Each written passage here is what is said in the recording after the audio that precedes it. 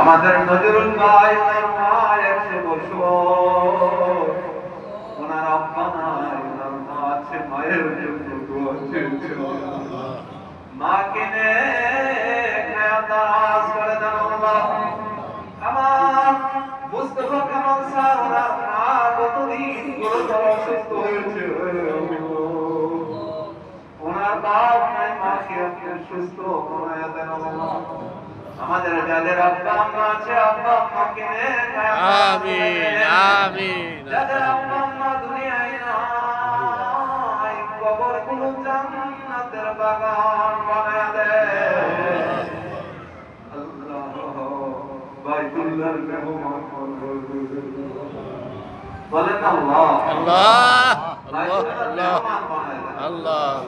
পত্র সমাজটাকে আপনার দরবারে কবুল করে নেন আল্লাহ। এই মহল্লার কমিটি বৃন্দদেরকে আপনি কবুল করে নেন আল্লাহ।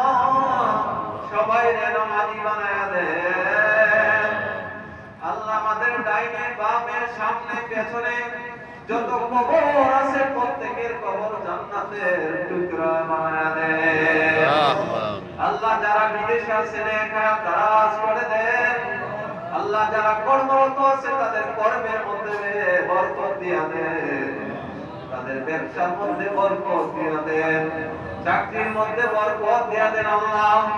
আমাদের জমিনের ফসলের মধ্যে বরকত দিয়া দেন আল্লাহ। আমাদেরকে আপনার একনিষ্ঠ গোলাম হিসাবে কবুল করিয়া নেন।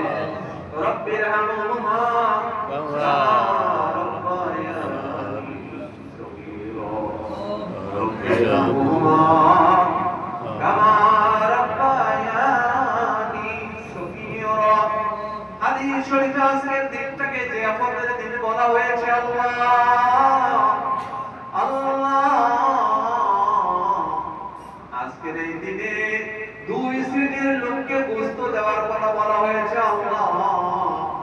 একটা হচ্ছে কানে আর একটা হচ্ছে মোতার। যারা চাচরা করে না তাদেরকে দেওয়ার কথা বলা হয়েছে, আবার যারা হাত বাড়ায় তাদেরকেও দেওয়ার কথা বলা হয়েছে আল্লাহ। আল্লাহ আমরা যেন সেই দায়িত্ব ঠিক মতো পালন করতে পারি, সে তৌফিক এনায়েত করে দেন আল্লাহ। রব্বির হামহুমা কামা রাব্বায়ানি সগীরা। জবান খুলে বলেন রব্বির হামহুমা কামা রাব্বায়ানি সগীরা।